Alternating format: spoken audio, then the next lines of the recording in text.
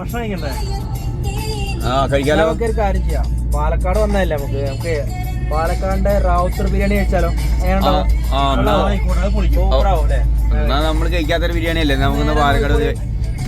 Hello buddies, ഇന്ന് നമ്മൾ റാവുത്തർ ബിരിയാണി കഴിക്കാൻ വേണ്ടിയിട്ട് പോവുകയാണ്. ഇവിടെ പാലക്കാട് മുട്ടിക്കുളങ്ങര ഉള്ള ഒരു സ്ഥലത്താണ് ഹോട്ടൽ ഗ്രീൻ സ്റ്റാർ എന്നുള്ളത്. അപ്പോൾ അവിടെ തന്നെ റാവുത്തർ ബിരിയാണി കഴിക്കാൻ വേണ്ടി പോകുന്നത്. അവിടുത്തെ എങ്ങനെയുണ്ടെന്ന് നോക്കാം. ബീഫ്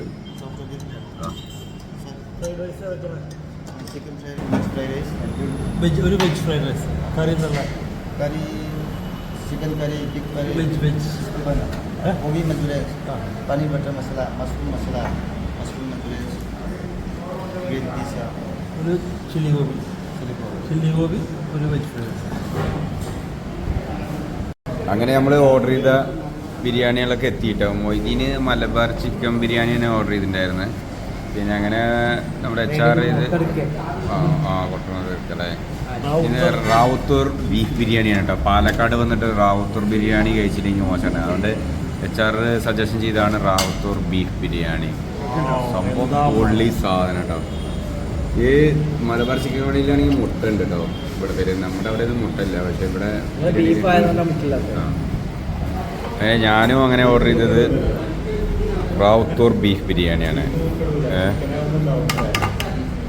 സാധനം ഓക്കെ. അങ്ങനെ അഭിജിത്ത് നമ്മൾ ഫ്രൈഡ് റൈസ് ആയിട്ട് ഓർഡർ ചെയ്തത് വെജ് ഫ്രൈഡ് റൈസാണ്. വെജ് ഫ്രൈഡ് റൈസ് അങ്ങനെ ഓർഡർ ചെയ്തിട്ട് കുറച്ച് നേരം കഴിഞ്ഞ് നമുക്ക് ഫസ്റ്റ് വന്നു, കുറച്ച് ലേറ്റായിട്ട് വന്നിട്ടുണ്ടായിരുന്നു. Fried rice കഴിച്ചുകൊണ്ടിരിക്കുകയാണ്.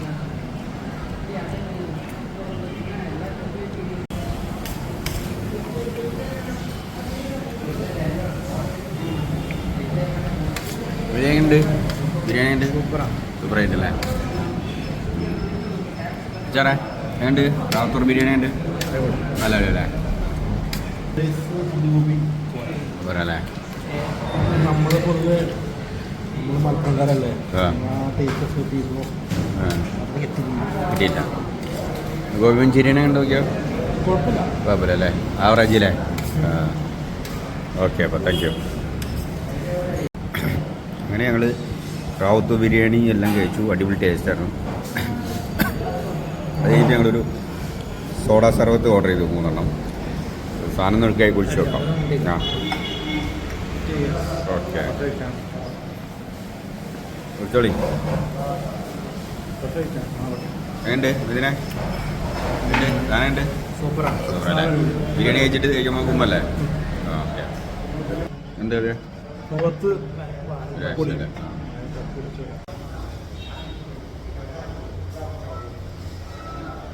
പാലപ്പടീസ്. അപ്പോൾ നമ്മൾ ഇന്നത്തെ ഉച്ചയ്ക്കുള്ള ബിരിയാണി റാവുത്തൂർ പാലക്കാട് വന്നിട്ട് റാവുത്തൂർ ബിരിയാണി കഴിച്ചു. സംഭവം അടിപൊളി ടേസ്റ്റ് ആയിരുന്നു കേട്ടോ. അത് കഴിഞ്ഞിട്ട് നല്ല സോഡ സർവത്തും കുടിച്ചു ബിരിയാണി കഴിച്ച് തേക്കാനൊക്കെ വേണ്ടിയിട്ട്. അപ്പോൾ അടിപൊളിയായിരുന്നു എല്ലാം.